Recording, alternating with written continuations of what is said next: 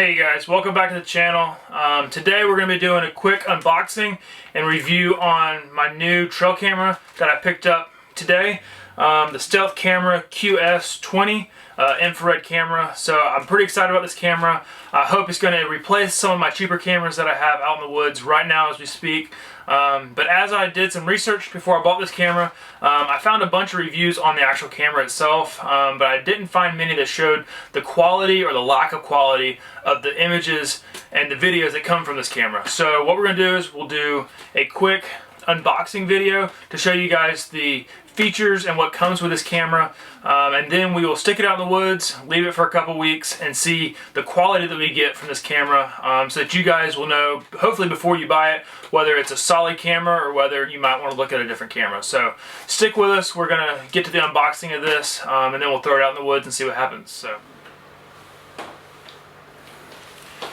Alright you guys, so let's take a quick look at this, the packaging it comes in. We have the Stealth Cam QS20 infrared trail camera combo kit. I love the combo kit because it comes with everything you need to go to the woods immediately and get this trail cam on a tree and running immediately out of the box. It comes with a camera, 8 batteries. It has 4 batteries hidden back here that you can't see right now. It comes with a 16 gig SD card. So yeah, it's got everything you need to put this on a tree immediately and get it running as quickly as possible. I do like that because maybe you forgot something in the woods or you forgot your camera at home. You could easily stop by. I picked this up at Academy for $60. Really can't beat that price. I'm hoping that the camera lives up to the quality that I hope it is. So real quick, a couple of things from the outside. We have 20 megapixel shooting camera in here, which is phenomenal. I'm really looking forward to seeing what that 20 megapixel camera looks like and the pictures that it brings out. It has an 0.8 second trigger speed, which in my opinion is a little slow, but we'll see. Hopefully it doesn't give us too many lagging behind pictures or videos with the animal halfway out of the frame by the time it triggers. So we'll see how that plays out. The range is 80 feet, so I think that's pretty good. That's pretty standard in most of my cameras that I run right now. So I'm interested to see if we can reach out to truly 80 feet with that infrared capability, but we'll see. A couple things that it states at the bottom here, don't know if you can see it. It says simple quick setup programming switch. So it's got some preset programs in there, as well as a customizable channel, so you can customize it to your liking. But if you're on the fly, it might be really nice to have those preset programs in there. Video recording is within 5, 10, and 30 second increments.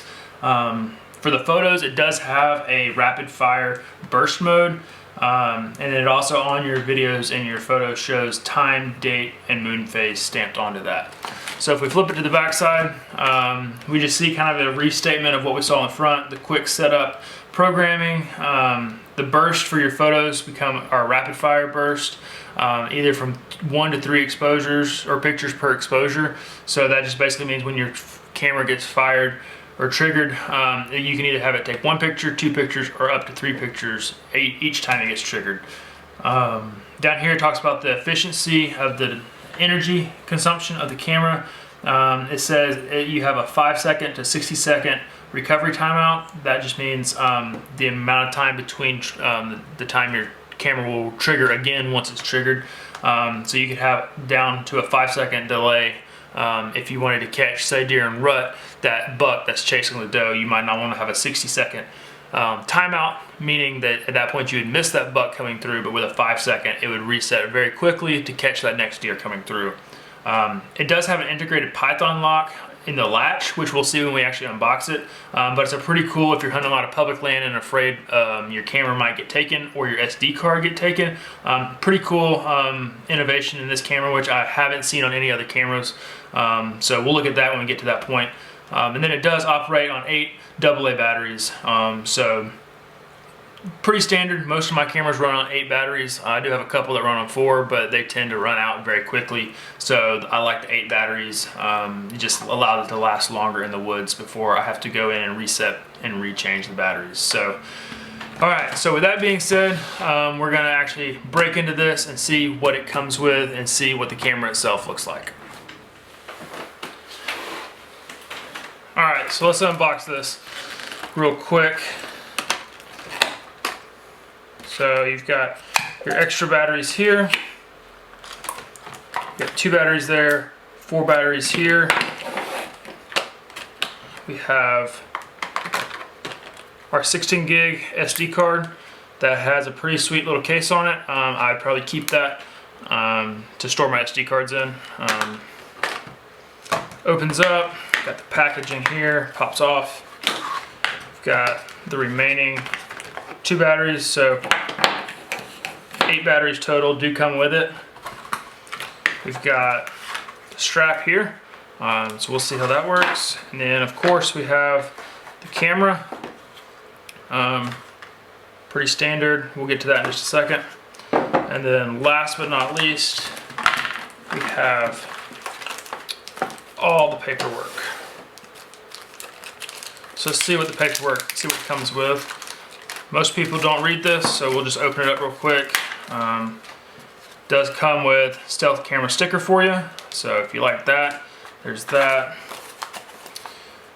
Looks like it comes with stealth camera gear up, just some different options for accessories that you can buy for this, such as the Python lock that we talked about a little earlier, as well as the safety security boxes. So if you're hunting a lot of public land and you're afraid of your camera getting taken, these might be a good option for you to add on to your camera if that's something you're worried about. All right, and then of course we've got the owner's manual, which not a lot of people actually read, but let's see. It's got quick setup instructions. It says to insert the battery and SD card, mount the camera, and then to activate the camera, it says it's got the quick set options on there, which we'll get to in just a second. And then, so here are your quick set options. I don't know if you can actually see that, but we have quick set 1, which is photo, medium, quality. The timeout delay is 30 seconds, and then it takes a 3 photo burst. The second preset is the photo, medium quality as well, 30-second timeout with one photo, not 3. Then the third one is video.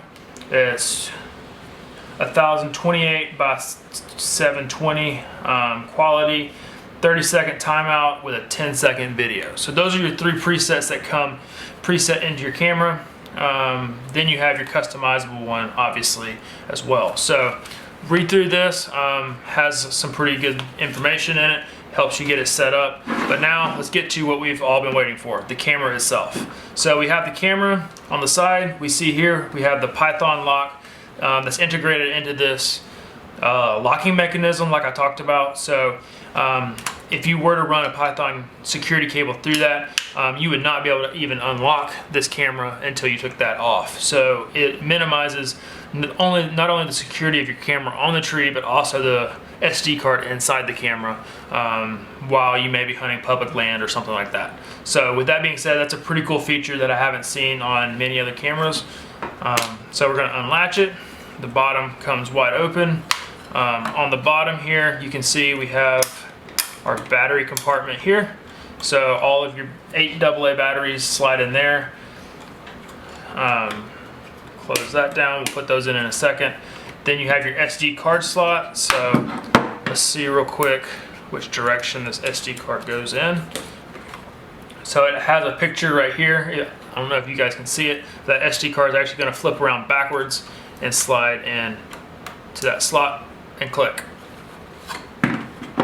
Alright, so now we have all of our settings. So let me get the batteries put in and then we'll look at the settings. Alright you guys, so we've got the batteries put in. So the correct orientation is going to be this direction. You got 2 with the negative side sticking up, 2 with the positive, 2 with the positive, and then another row of 2 with the negative. So you got, this is the correct orientation on how the batteries are going to go in. There are also pictures up here if you need a little help. So you're going to close that down, make sure it clicks in good. SD card's in place. Alright you guys, let's run through the settings real quick. Alright, so here we're in the off setting. This is preset 1, preset 2, preset 3, and then our customizable setting. All right, so with that, then we're gonna hit menu. I've already got my date, time, and month, so you click enter. You got the month, so it's 10/29/21. So that's the day we got today. Keep hitting enter. Then we're gonna go up. Then here we've got our photos, so you can click enter, select into that. This is the resolution of the photos. You've got anywhere from 4 to 8 to 10, 20 megapixels.